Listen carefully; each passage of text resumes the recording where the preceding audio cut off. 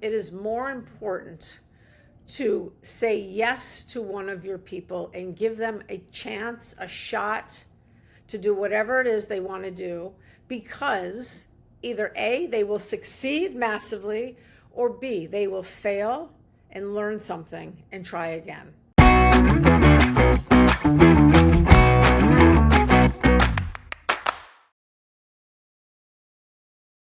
So welcome to Who's Elvis Round Here. This is a podcast where we talk to some of the most brilliant leaders to understand what we can do to release the genius of our people. And I am delighted this week to have Claude Silver with us, who I've been courting with for years now. Claude, we've been trying to get together and do stuff, and here we are on screen together. How are you doing? I am doing so well. It's been about 7 years, I would say. I definitely have a lot more gray hair, and I think you have a lot more blonde hair. So something's working in reverse around here. Well, look, great to have you here. So, for those people who don't know you, can you give us a bit of background to who you are and what you do?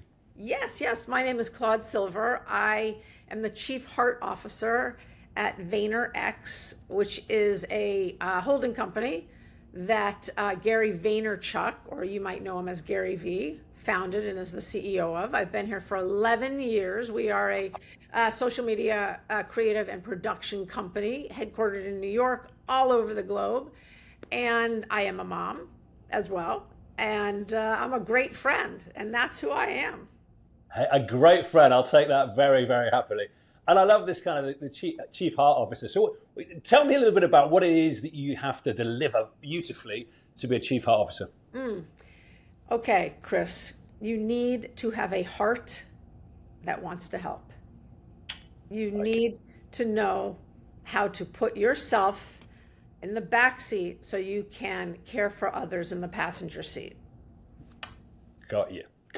So you are plugging into everybody in the organization to know what's going on in their lives, their work, to make sure that you can support them and create the conditions for them to be brilliant. That's right, because the only job description I have 10 years in from my boss, Gary, is you will touch every single human being and infuse the agencies with empathy. Nice. So we were 400 people then, we're 2,500 now, in areas of the world that I don't speak the language in. So it is a wonderful, wonderful challenge for me on a day-to-day basis. I can only imagine. Well, look, we're really into stories, Claude, and I know you are too. So I'd love to hear the story you love to tell that people love to hear. Okay. All right. This is a great story. This is really when this is a big watershed moment for me. So I'm not sure if your listeners have heard of something called Outward Bound. It's a wilderness leadership program.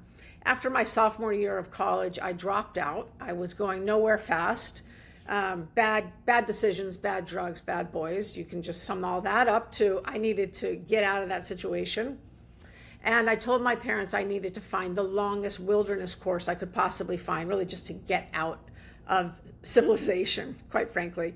And be careful what you wish for. I found a 93-day wilderness leadership program that started in the Colorado Rockies that would then take you into the canyon lands of Utah, into the Grand Canyon, and into Joshua Tree, California. And this would be 93 days.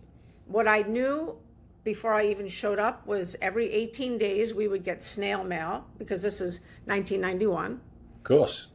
We would get to use a payphone. We would get a hot shower and clean clothes. But while we were in the wilderness, we had no toilet paper. We had no tents. We had tarps. We all carried a government-issued big block of cheddar cheese, a jar of peanut butter, and a first edition power bar, one of those power bars. Yeah. Cardboard. It was the worst. So here I am. It's day one. I am the only young woman, and there's 9 young men with me. We're all 18 to 20 years old. And it is snowing. We're at 11,000 feet up already in Colorado, Rocky Mountains. Yep. And we all have on our rain gear, 85 pounds on our back. Even me, I'm carrying 85 pounds. And we have to climb 1,000 feet. Snowing, raining, sleeting, 1,000 feet up. You really have to catch your air, your oxygen. And the guys, of course, just like march right up that mountain. And I am little by little, every step I take, I'm praying I will break my leg. I'm praying something will happen and I'll have to go home. And I'll get to go home and I'll get to go back to my self-sabotaging ways and everything will be fine, right? So I'm crying and taking a step and breathing, step and breathing, and crying and crying and crying. And the instructor comes all the way down to where I am. And I had a female instructor for the first 18 days. And she looks under my hood, because I had on that rain jacket. And she said to me, "What is going on in your head?" And I said to her through a bunch of tears, "I'm singing that Nine Inch Nails song, Head Like a Hole, Black as Your Soul. I'd rather die than give you control." And she looks at me right in the eyes and she said, "You better find another song in your head." And that moment, first and foremost, I was probably like, "F you, I want to leave here." But also that moment opened something up in me, which was, oh, I can program this. I can reprogram my head. I can find another song lyric. Now, I happen to have been a very goth girl, very, dark wave, very synth pop, 80s kid. So anything I was choosing was kind of a little bit morbid and emo. But the fact is I did choose a different song. I don't know what it was. Love and Rockets or something at the time. But the point of the story is that day was the first time my lights ever turned on to the fact that we as human beings can reprogram what is going on in our head. Because almost all of the things that we're telling ourselves day in and day out is negative. Sure. We are awake to it. And most of the time it's repetitive. Imposter syndrome or your limiting belief. I can't do this. She's, comparing. She's better than me. She's prettier than me. He's smarter than me. And so that was the moment that I thought, okay, let me try this. So I will say 93 days later, I came out a very different person. And it was on that course that I first learned really the tenets of servant leadership, which I now call empathetic leadership. And I also learned everything I could about emotional intelligence, because that is what I realized I was built on. I was built on emotional intelligence, not necessarily cognitive or analytical intelligence. So that's a story I tell over and over. In my new book, I write it down too, because it's just so important. It's like literally, why am I saying such terrible, dark things to myself? Say something else to myself. So yeah. I love that. And look, these kind of tapes that we've had in our head, the ways that we put ourselves down, obviously it's fueled by this inbuilt negativity bias that we have, which once upon a time, it used to help us survive, right? Because if we saw something dangerous, we just go, it's going to get me. Yeah. And it would keep us safe, right?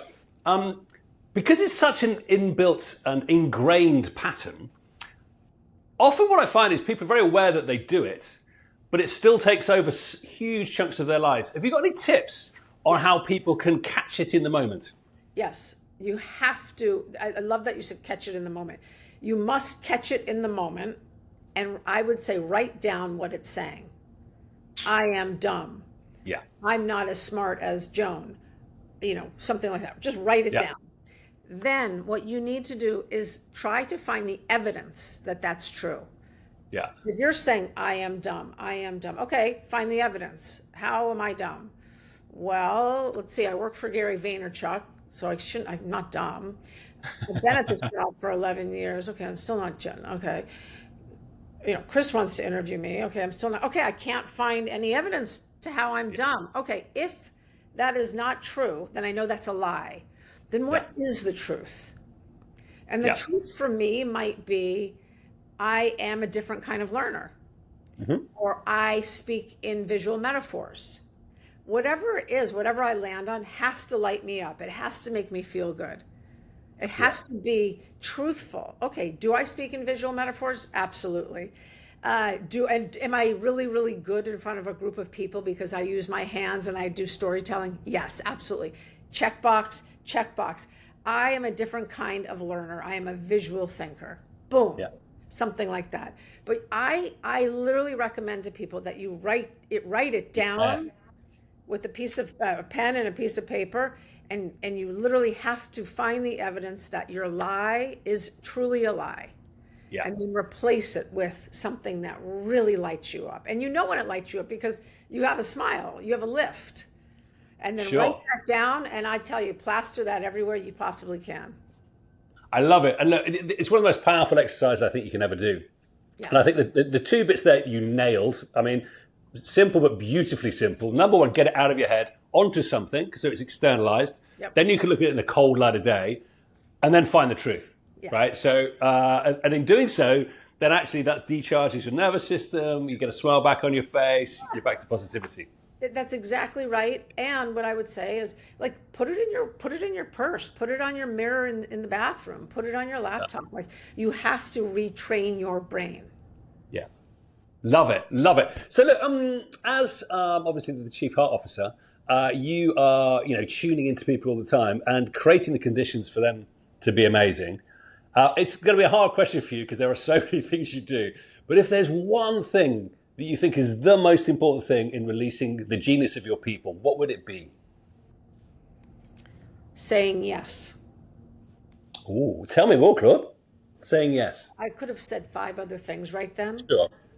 But what I decided was it is more important to say yes to one of your people and give them a chance, a shot to do whatever it is they want to do, because either A, they will succeed massively, or B, they will fail and learn something and try again. But your yes gives them support. You right there are bolstering them. I got you. I got you. Try it. Go for it. Swing for the fences. I got you. And while you're doing that, obviously, you're listening. You're sharing your lived experience. So you're sharing vulnerability with them. You're sharing your stories. You're sharing what happened when someone didn't say yes to you. You're then putting things into that soup with them. But saying yes, or saying yes and, thank you so much. You just opened a door for me. A door that I didn't know I could open. Thank you. So that's what I really think is needed right now. And within that yes and is also psychological safety. Sure. It's literally, I got you. Go for it. Yeah. And a lot of businesses kind of designed to mitigate risk, right? So it's an assumed no most of the time, because let's not do anything new and different just in case. Yeah. So actually by saying yes, you open up possibility, more innovation, creativity, but you're saying, I have faith in you. Yeah. You are good. And if this goes wrong, you're still going to learn. So get out there and do it. Yep, that's right. And boy, oh boy, do I think we could all, say yes a whole lot more. And we could all use a yes in our life. Oh, we could. Oh, we could, Claude. I love it. Hey, look, so my final question for today, which I've been getting some really fun responses on, is what gives you hope, Claude Silver? My 2 children. I've got a 4-year-old girl named Edison, and I have an almost 7-year-old girl named Shalom. And these 2 give me so much hope. They are the most creative, imaginative little people I know. They are as brave can be. They say yes. They go for it. And they have brought me so much joy and happiness and love, like love that I never knew I had to give. And that gives me hope, because every single thing I do from the minute they were each born was for them. For them. So whatever I'm doing today, this conversation, whatever I do tomorrow, it will be for them. So such an interesting point about children. And I mean, seeing them and what they're capable of, and the fact that actually so often society then trains them into something else, but actually their essence is such that it's amazing and beautiful. There's always inspiration there. I think the other thing is that I heard from what you said, and it's very much true from my life, is having kids just grows your heart. It makes it bigger. It gives you capacity you didn't think you had, which I'm finding the most startling kind of response to being a parent. Actually, it's the thing that is most exciting, because you just don't think you've got anything else to give, but you do. There's always more. Oh my gosh, there's a whole nother chamber, nother chamber, and I'm so grateful that I have these two little girls. Love it. Well, look, I'm very grateful to have you on the podcast. I've been a fan from a distance for a while, Claude. It's so nice to have you on. Good luck with the next adventures. I presume the run up to Christmas, you've got a lot going on. We got a lot going on. We've got a book that's about to come out in late October.